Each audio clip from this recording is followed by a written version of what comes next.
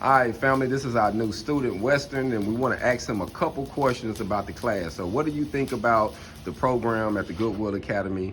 What do you think about what you have learned up to this point?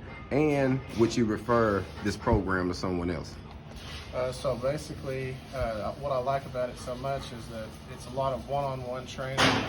You don't have to wait on a machine. You can sit here at my machine the whole time, just constantly practicing. And it's a very small class, so you're always going to get time with your instructor. But yeah, I mean, I would definitely refer it to anybody.